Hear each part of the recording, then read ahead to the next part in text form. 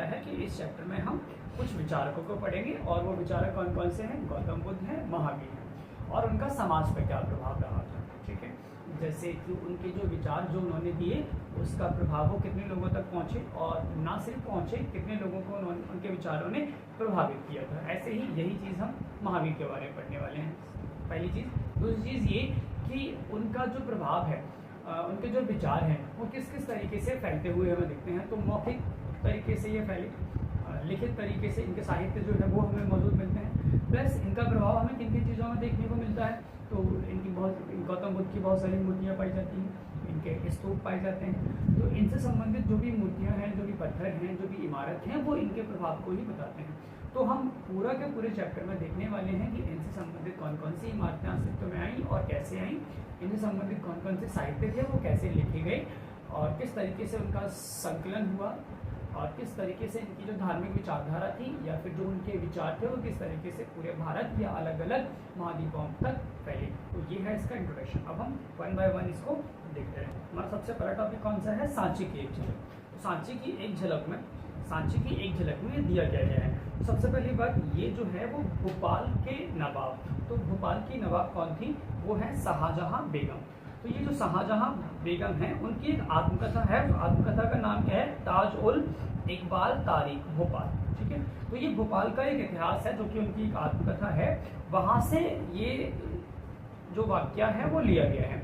अब इसमें क्या है, इसमें सांची का वर्णन है कि जो सांची है वो भोपाल से उत्तर पूर्व में कुछ दूरी पर स्थित है, जहाँ पर बुद्ध की मूर्तियां पाई गई और प्राचीन तोरण द्वार यहाँ से पाया गया। और ये जो बुद्ध की मूर्तियां हैं, पत्थर हैं, तोरण द्वार है, ये जो है विशेषकर जो यूरोप के यात्री थे या जो यूरोपीय जन थे उनको बहुत आकर्षित करते थे। उनमें से जो एक हैं, इनका एग्जाम्पल दिया गया है अलेक्जेंडर कनिंघम। अलेक्जेंडर कनिंघम भी उन्हीं में से एक हैं जिन यूरोपियों को ये जो चीज़ें थी वो आकर्षित करती थी और वो इनको ले जाने की फिराक में रहा करते थे। तो चाहे वो पत्थर की मूर्तियां थी, इनको जब भी मौका मिला करता था, जहाँ पर भी इनको लगा कि ये मूर्ति अच्छी लग रही है, वो किसी भी ऐतिहासिक काल से संबंधित हो, इन्हें उससे कुछ फर्क नहीं पड़ता था, क्योंकि इनको अच्छी लगती है तो ये लेकर निकल जाया करते थे। तो इस तरीके से कई हमारी जो ऐतिहासिक इमारतें हैं और पत्थर हैं उनकी चोरी कर ली गई, जिसकी वजह से वहाँ के इतिहास को हम उतनी अच्छे से नहीं समझ पाए हैं जितना कि समझा जा सकता था। तो बेसिकली इसमें क्या बताया गया है कि इसमें जो सांची है, सांची जो है बुद्ध से संबंधित रहा है, क्योंकि हमें वहाँ पर पत्थर मिलते हैं, कुछ बुद्ध की मूर्तियाँ मिलती हैं, तोरण द्वार मिलता है जो कि बुद्ध की परंपरा से संबंधित रहा है। ठीक है, और इन्हीं चीज़ों में इन यूरोपीय वासियों की विशेष रूप से रुचि हुआ करती थी। ठीक है, तो उसके बाद हमारा अगला टॉपिक है, अगला टॉपिक नहीं, इसके बाद हमारा आता है कि इस 19वीं सदी में खासकर यूरोपीय वासियों की सांची के स्तूपों को लेकर 19वीं सदी में सांची के जो स्तूप थे उन स्तूप को लेकर यूरोपीय वासियों में विशेषकर रुचि थी। वो लोग आकर्षित थे इसकी तरफ। इससे पहले भी अगर हम बात करें तो अमरावती का जो स्तूप था, यूरोपीय वासियों की दिलचस्पी उसमें भी थी, इसको हम आगे पढ़ेंगे। तो और उसकी दिलचस्पी के कारण आज वो हमारे पास नहीं है। तो अमरावती के जो भी साक्ष्य थे वो खत्म किए जा चुके हैं, उसका कारण है इनकी उसमें दिलचस्पी होना। तो सांची का जो स्तूप है उसमें भी यूरोपीय वासियों की दिलचस्पी थी, खासकर फ्रांसीसी जो थे, जो सर्वप्रथम जिनकी नज़र सांची के स्तूप पर गई उनको वो अच्छा लगा। खासकर अगर हम बात करें तो सांची का जो पूर्वी तोरण द्वार है वो काफ़ी अच्छी स्थिति में मौजूद था और फ्रांसीसी लोगों को ये काफ़ी आकर्षित किया, जिसकी वजह से उन लोगों ने रिक्वेस्ट करी कि उनको ये जो पूर्वी तोरण द्वार है उसको फ्रांस की जो म्यूजियम है, फ्रांस के म्यूजियम में रखने की इजाज़त दी जाए। लेकिन फॉर्चुनेटली उनको ऐसी इजाज़त नहीं दी गई। सेम तरीके का प्रयास अंग्रेजों के द्वारा अंग्रेजों ने भी सेम तरीके की कोशिश की कि वो अपने यहाँ पर जो पूर्वी तोरण द्वार है या सांची से संबंधित जो साक्ष्य हैं वो लेके जा सकें, लेकिन दोनों में से कोई भी अपने इस मंसूबे में कामयाब नहीं हो सका। आखिरकार दोनों के दोनों ही एक प्रतिकृति से, एक सैंपल से खुश हो गए और जो ओरिजिनल था वो सांची की जगह पर ही रहा, सांची पर ही रहा था। ठीक है, अगर हम बात करेंगे तो इसके पीछे कौन उत्तरदायी है कि सांची का जो स्तूप आज भी उसी स्थिति में बरकरार है जिसमें जिस बेस्ट स्टेज में ये हो सकता था।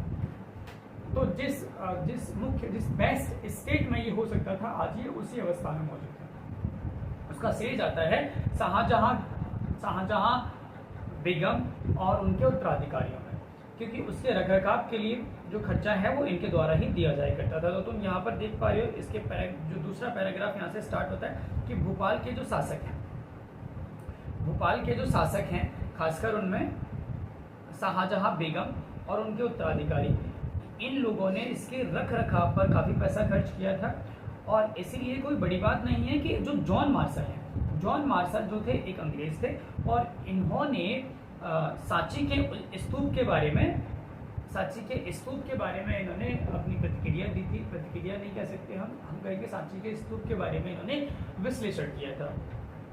ठीक है, तो और सांची के स्तूप के बारे में इनका जो विश्लेषण था, इस पर उन्होंने जो बुक लिखी थी, इस बुक के प्रकाशन के लिए जो खर्च है वो भी, इसका कुछ खर्च इन्होंने उठाया था। खासकर जो बुक इन्होंने जॉन मार्शल ने लिखी उसको इन्होंने समर्पित किया था सुल्तान जहां बेगम, मतलब हमारी जो शाहजहां बेगम हैं उनको समर्पित की थी जो बुक थी। और शाहजहां बेगम ने ही वहाँ पर एक संग्रहालय और अतिथिशाला बनवाया था। ठीक है, और अगर सांची की, तो देखो इस पूरे पैराग्राफ में जो मेन चीज़ है वो ये है कि पहली चीज़, इसके रखरखाव के लिए जो पैसा है वो किसके द्वारा खर्च किया गया था? शाहजहां बेगम के द्वारा खर्च किया गया था। प्लस जो जॉन मार्शल थे, जो सांची के स्तूप में इंटरेस्टेड थे, उसकी इन्होंने स्टडी करी थी। उस स्टडी पर इन्होंने इसके ऊपर एक बुक लिखी थी। इन्होंने जो भी वहाँ पर देखा, जो इन्होंने विश्लेषण किया, जो इन्होंने एनालाइज किया, उस पर इन्होंने एक रिपोर्ट लिखी थी। वो रिपोर्ट कह सकते हैं, इन्होंने एक बुक लिखी थी। तो उस बुक का जो प्रकाशन हुआ था, उस बुक के जो पार्ट्स जो प्रकाशित हुए थे, उसके लिए जो पैसा है वो भी शाहजहां बेगम के द्वारा खर्च किया गया था। ठीक है, पहली चीज़। तो रखरखाव के लिए जो पैसा उन्होंने खर्च किया, इस पर जो बुक लिखी थी उसके लिए, उसमें भी उन्होंने कुछ दान दिया था। और शाहजहां बेगम ने ही वहाँ पर एक अतिथिशाला बनवाई थी, एक संग्रहालय बनवाया गया था। तो इसके रखरखाव की जो जिम्मेदारी है वो कहीं ना कहीं इन लोगों पर जाती है कि आज इस स्थिति में उन्हीं की वजह से ये मौजूद है।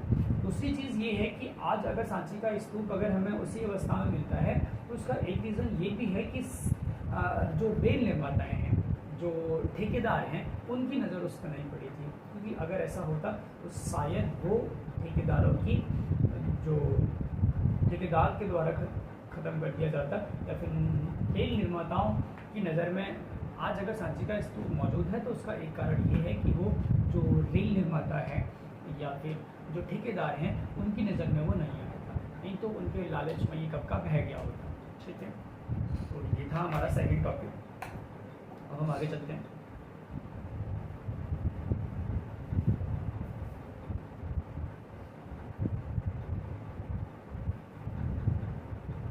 तो आगे जो हम देखने वाले हैं वो ये है कि ये जो स्तूप हुआ करते थे, इन स्तूप का अपना क्या महत्व हुआ करता था। ये जो इमारत थी वो इनका क्या महत्व हुआ करता था, टीला क्यों बनाया जाया करता था, टीले का अपना क्या महत्व हुआ करता था, रेलिंग क्यों बनाई जाया करती थी, या स्तूप ये कब बनाए गए, कैसे बनाए गए, और इनका रखरखाव किसने किया था, ये किससे संबंधित थे, इन सारी चीज़ों पर हम आगे डिस्कस करने वाले हैं। तो उसी में ये हमारा जो दूसरा टॉपिक है वो है पृष्ठभूमि, यज्ञ और विवाद।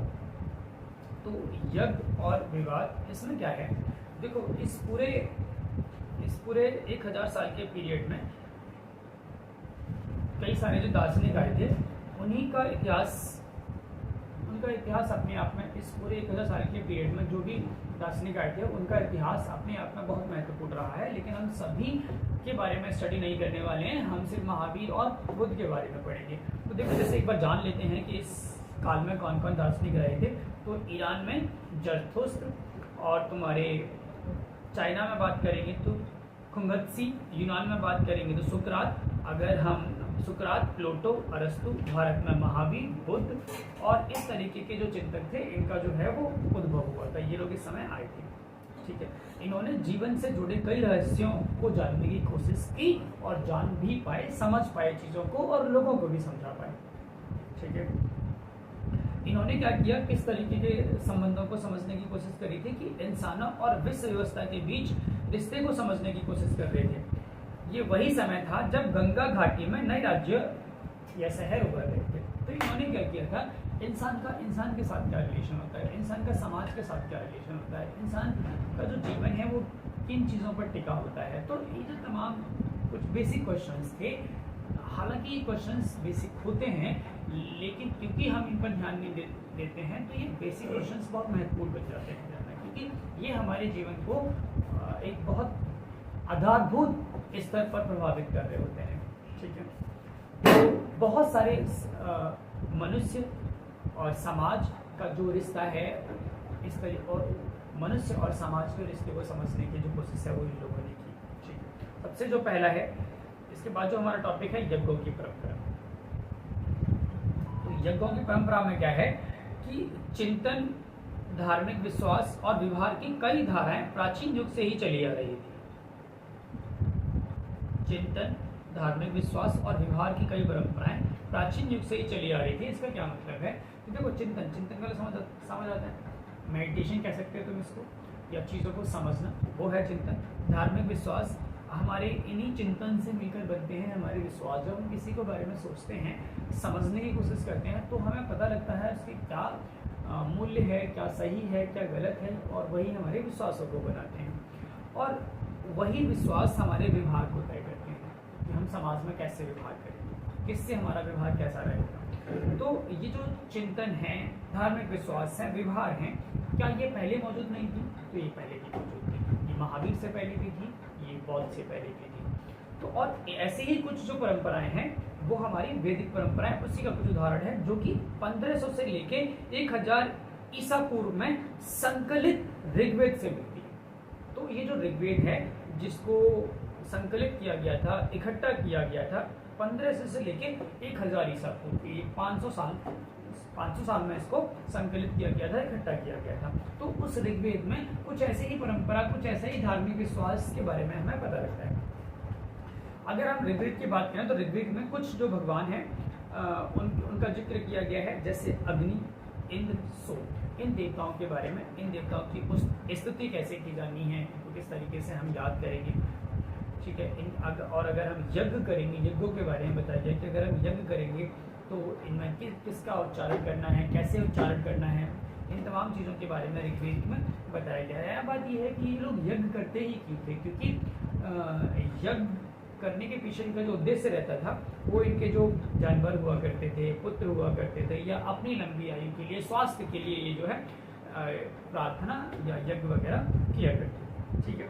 अगर हम यज्ञों की बात करें तो शुरू में जो यज्ञ थे वो सामूहिक रूप से किया जाया करते थे। तुमने कई बार मूवीज़ में देखते हैं कि बहुत सारे ऋषि मुनि इकट्ठे हो जाते हैं और सामूहिक तौर पर जो है वो यज्ञ करते हैं। तो वैसे ही अगर हम घर पर भी कोई अगर हवन या यज्ञ कह सकते हैं हम जो करवाते हैं, तो बहुत सारे लोगों को बुला देते हैं कि तुम भी आ जाओ, तुम भी आ जाओ। यज्ञ जो है वो सामूहिक तौर पर किए जाते हैं। एक बंद कमरे में एक अकेला व्यक्ति यज्ञ नहीं करता है। तो शुरू में, या फिर हम आज भी कहें तो यज्ञ जो है वो सामूहिक तौर पर किए जाते हैं। लेकिन कुछ यज्ञ जो है वो ऐसे हुआ करते थे, हालांकि घर के मालिक या जो लोग हैं, जो घर के मेन सदस्य हैं, वो यज्ञों को करवाते थे, और यज्ञों को करवाने के लिए ये लोग ब्राह्मणों पर निर्भर रहा करते थे। लेकिन कुछ यज्ञ विशेषकर ऐसे हुआ करते थे जिसमें से राजसूय और अश्वमेध। अश्वमेध और राजसूय ये दो ऐसे यज्ञ थे जो थोड़े जटिल हुआ करते थे। इनको सरकार या राजा के द्वारा करवाया जाया करता था, और यज्ञों को करवाने के लिए लोग किस पर निर्भर रहा करते थे? ब्राह्मणों पर निर्भर रहा करते थे। उसके बाद अगर हम आगे चलते हैं तो हमें एक और नया टॉपिक मिलता है इसी परंपरा में, एक और नया टॉपिक मिलता है, वो है नए प्रसंग। तो ये नए प्रसंग किस प्रकार के नए प्रसंग थे? तो देखो, 6ठी शताब्दी ईसा पूर्व की बात हो रही है। तो उपनिषद क्या है? ये हमारे वेदों का ही एक छोटा रूप बोल सकते हैं हम इनको। ये जो हमारे वेद होते हैं, तो वेदों का ही जो लाइट वर्जन है उनको हम उपनिषद मान सकते हैं। तो उपनिषद में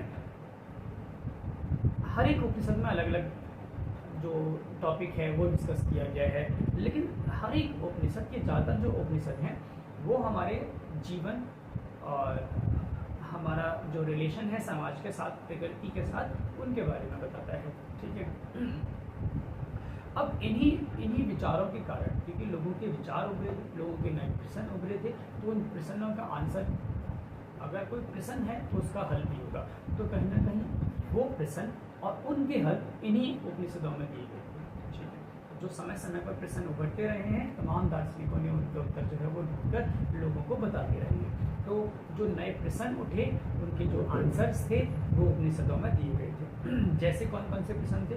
तो जीवन का अर्थ क्या है, मृत्यु के बाद जीवन पुनर्जन्म होता है या जीवन की क्या संभावनाएं रहती हैं, पुनर्जन्म, ये तमाम जो कथाएं हैं, ये तमाम जो प्रश्न हैं, इन प्रश्नों का जो उत्तर है वो उपनिषदों में दिया गया है। ठीक है। जो मनीषी थे, मनीषी मतलब समझ आता है, ये जो विद्वान थे, ये जो मनीषी थे वो परम यथार्थ का मतलब क्या होता है? मतलब जो रियल सच है, जो वास्तविकता है, उसकी प्रकृति को समझने और अभिव्यक्ति करने में लगे थे। मतलब कि सच क्या है, क्या हम जो जीवन जी रहे हैं वो सच है या झूठ है, या फिर जो हम कर रहे हैं वो वास्तव में सच है झूठ है, मतलब क्या है? तो क्या जीवन एक सच है या जीवन भी एक झूठ है? तो ये तमाम प्रश्न थे। तो इन यथार्थ को समझने की और अभिव्यक्ति करने लगे थे, यथार्थ को समझने लगे थे और जो उन्होंने समझा था उसको बताने लगे थे। ठीक है। तो इस तरीके से वैदिक परंपरा से बाहर कुछ दार्शनिक यह सवाल उठा रहे थे कि एक सत्य एक होता है या अनेक। लोग यज्ञों के महत्व के बारे में भी चिंतन करने लगे थे। तो जैसा कि वैदिक परंपरा में दिया गया था कि कुछ सत्यों के बारे में बताया गया था या फिर यज्ञों के बारे में बताया गया है, तो जो सत्य या जो यज्ञों के बारे में वैदिक परंपरा में दिया गया था, लोग उन पर चिंतन करने लगे थे, लोग उन पर क्वेश्चंस करने लगे थे कि क्या अगर जो सत्य वैदिक परंपरा में दिया गया है क्या वही सत्य है, या फिर इसके अलावा भी कोई सत्य हो सकता है। अगर उसमें कहा गया है कि ठीक है पुनर्जन्म होता है, ये सच है, तो क्या सच यही है या इसके अलावा भी कोई सच हो सकता है? क्या सच ये नहीं हो सकता कि पुनर्जन्म होता ही नहीं, या फिर क्या उसी सच को सच माना जाए क्योंकि उसके अलावा क्योंकि क्या वही अकेला सच है या कुछ और भी हो सकता है? तो इस तमाम तरीके के जो प्रश्न थे वो वैदिक परंपराओं से उठने लगे थे। यज्ञों पर सवाल उठने लगे थे कि क्या यज्ञ करना वास्तव में कितना महत्वपूर्ण है। ठीक है। तो या यज्ञ करने से जिन उद्देश्य के साथ यज्ञ किया जाता है क्या उस उद्देश्य में सफल हो पाते हैं? हेलो गाइस, तो आज हमारा जो टॉपिक है वो है वाद विवाद और चर्चाएं। तो वाद विवाद और चर्चाओं में तुम क्या देखोगे कि ये वाद विवाद और चर्चाएं क्यों हुआ करते थे, किनके द्वारा ये वाद विवाद और चर्चाएं होती थी और इनका समाज पर क्या प्रभाव रहता था। तो सबसे पहले तो इसमें ये है कि बौद्ध ग्रंथों के अनुसार कुल 64 संप्रदाय हुआ करते थे। तो 64 संप्रदाय का वर्णन मिलता है और हमें चिंतन के बारे में पता लगता है। तो चिंतन मतलब चर्चाएं। तो अगर हम इसकी बात करें तो इस समय जो है जीवंत चर्चाओं के बारे में हमें पता लगता है इन ग्रंथों से कि जीवंत चर्चाएं हैं, जो वाद विवाद हैं वो इस समय हुआ करता था। अब ये जो कौन किया करता था, वाद विवाद चर्चाएं किसके द्वारा की जाया करती थी? तो वो शिक्षक हुआ करते थे। शिक्षक जैसे कि अगर जो महावीर हैं वो भी शिक्षक थे। अगर शिक्षक मतलब कौन होता है? जो समाज में कुछ सिखाता है।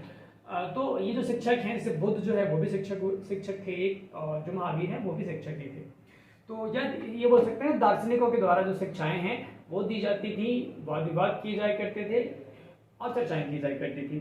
तो ये जो चर्चाएं हैं इन शिक्षकों के द्वारा वो अलग अलग जगहों पर की जाया करती थी। ये लोग घूमते रहा करते थे और जहां भी ये लोग जाया करते थे ये समाज से संबंधित अपनी जो समझ है उसको लोगों के सामने रखा करते थे। लोग भी उस पर अपने विचार रखा करते थे। तो कहीं ना कहीं इनकी जो समझ है समाज को लेकर वो लोगों को बताया करते थे और उन्हीं मुद्दों पर इनकी जो है जो चर्चाएं हैं, जो विचार विमर्श है वो किया करते थे। जैसे ये मैं तुम्हें एग्जाम्पल लूँ तो एग्जाम्पल ऐसा हो सकता है कि उस समय जो परंपराएं थी उनमें ये माना जाया करता था या आज भी जो माना जाता है वो ये है कि सुख और दुख जो है वो पूर्व निर्धारित होते हैं, ये पहले ही फिक्स होते हैं, हमारी डेस्टिनी में होते हैं। लेकिन वहीं एक और सोच जो है वो आज के टाइम पर या जो ये लेकर आए वो एक नई सोच बनती कि सुख और दुख का कारण हम खुद होते हैं और हमारे ही जो एक्शंस होती हैं, दुख या सुख उन एक्शंस का ही रिएक्शन होता है, मतलब उसी का जो परिणाम है वो सुख और दुख होते हैं। तो अगर इस तरीके के जो विचार थे वो नए क्योंकि इस समय पनप रहे थे, तो इन्हीं विचारों को लेकर ये जो शिक्षक है वो अलग अलग, इन्हीं समझ को लेकर जो शिक्षक है वो अलग अलग जगहों पर जाते थे, वो चर्चाएं हुआ करती थी। तो ये जो चर्चाएं हैं वो कहाँ होती थी? कुटार, ये जो कुटागार शालाएं हैं, तो ये चर्चाएं, ये तुम्हें दिख रहा होगा, ये चर्चाएं जो है कुटागार शालाओं में, ये थोड़ा ज्यादा मोटा हो गया है, कुटागार शालाओं में हुआ करती थी। ये कुटागार शालाएं क्या, ये चर्चाएं हुआ करती थी वो कुटागार शालाओं में हुआ करती थी। ये कुटागार शालाएं क्या हुआ करती थी? एक तो झोपड़ियां होती है, तुमने देखा होगा, तुम गांव में जाओगे तो इस तरीके की झोपड़ियां होती हैं। तो वो जो झोपड़ियां होती थी उन झोपड़ियों को बोला करते थे कुटागार शालाएं। तो या तो कुटागार शालाओं में कहीं गांव में पहुंच गए तो वहां जो झोपड़ियां वगैरह जो कुटागार शालाएं हुआ करती थी वहां पर इनकी चर्चाएं हो जाया करती थी, या फिर कहीं अगर बाग से पास हो रहे हैं, किसी जंगल से पास हो रहे हैं, वहां इनको कोई मिलता है तो उन जंगलों में बैठ जाया करते थे, उन वनों में बागों में बैठ जाया करते थे, तो वहां इनकी ये चर्चाएं हैं वो हुआ करती थी लोगों के साथ। ठीक है, इन्हीं को बोलते हैं मान्य घुमक्कड़ मनीषी। जहां पर है मनीषी मतलब होता है कोई भी मनुष्य जो विद्वान हो, तो विद्वानों को कहा जाता है मनीषी। तो जहाँ से ये जो घुमक्कड़ मनीषी हैं जो जगह जगह पर घूमते रहा करते थे, जहाँ पर ये घुमक्कड़ मनीषी ठहरा करते थे, वहीं पर ये जो चर्चाएं हैं वो शुरू हो जाया करती थी। ठीक है, अब इसके परिणाम क्या होते थे? इन चर्चाओं का परिणाम होता ही क्या था, क्यों चर्चा किया करते थे? तो देखो, अगर ये जो शिक्षक थे जो चर्चा कर रहे थे या जो लोगों को बता रहे थे, अगर ये लोगों को अपनी बात से सहमत कर लिया करते थे तो लोग इनके शिष्य बन जाया करते थे, लोग इनके अनुयायी बन जाया करते थे। और वहीं इनके जो धर्म के मानने वालों की या इनके फॉलोअर्स की जो संख्या है घटना या बढ़ना इन्हीं चीजों पर निर्भर करता था कि अगर लोग इनकी बात से सहमत हो जाएंगे तो फिर इनकी जो अनुयायियों की संख्या है वो लगातार बढ़ती रहेगी।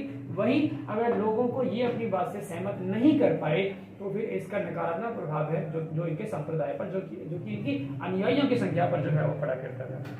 अब इन्हीं शिक्षकों में एग्जाम्पल दिया गया है कि इन्हीं शिक्षकों में जो है महावीर और जो बुद्ध हैं वो शामिल हैं।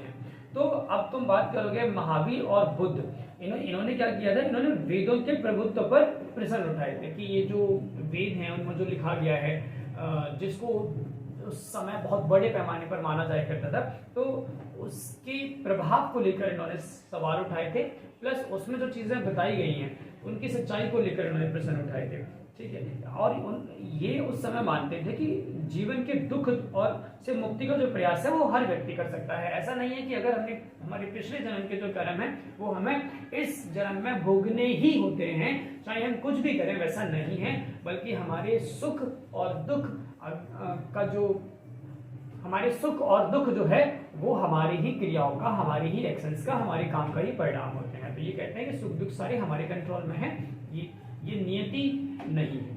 ठीक है, जो कि ब्राह्मणवाद से बिल्कुल अलग था। ब्राह्मणवाद क्या कहता है? ब्राह्मणवाद के अनुसार किसी भी व्यक्ति के जो कर्म हैं वो उसके अगले जन्म में उसको भोगने पड़ते हैं। इसका मतलब ये है कि सुख और दुख जो है वो पूर्व निर्धारित होते हैं, लेकिन जो महावीर थे और जो बुद्ध थे, इन्होंने इन्हीं ब्राह्मणवाद की इन्हीं विचारधाराओं पर इन्होंने क्या किया था? प्रश्न रेज किए थे, और कहीं ना कहीं लोग इसी विचार से प्रभावित हुए थे।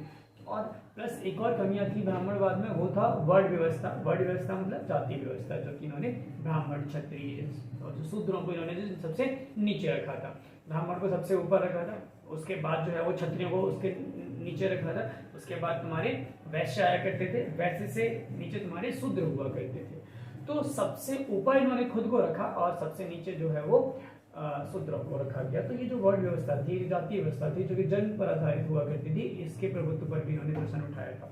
तो ये इस तरीके की वाद विवाद और चर्चाएं हुआ करती थी। अगर मैं इसको 1 मिनट में समअप करूं तो क्या है, सबसे चर्चाएं हुआ करती थी, उनकी जो समझ हुआ करती थी समाज के बारे में, उस समझ को लेकर ये लोग लोगों के पास जाया करते थे, उनको बताया करते थे। अब लोग उनकी समझ से अगर एग्री करते थे तो उनके साथ जुड़ जाते थे, अगर वो उनकी समझ से एग्री नहीं करते हैं तो उनकी संख्या जो है वो कम हो जाया करती थी, या फिर ये मानो कि उनकी संख्या नहीं बढ़ती थी। दूसरी चीज़ ये है कि ये चर्चाएं कहाँ हुआ करती थी? तो ये चर्चाएं जो है कुटागार शालाओं में हुआ करती थी, या फिर जहाँ पर ये मनसी जो विद्वान लोग हैं वो ठहरते थे वहाँ पर चर्चाएं हुआ करती थी। और अगर हम बात करें ऐसे शिक्षकों में तो बुद्ध हैं और महावीर हैं, जिन्होंने ब्राह्मणवाद को लेकर या वैदिक परंपराओं को लेकर क्वेश्चंस उठाए थे। ठीक है, ये चीज़ तो हमारा टॉपिक हो गया।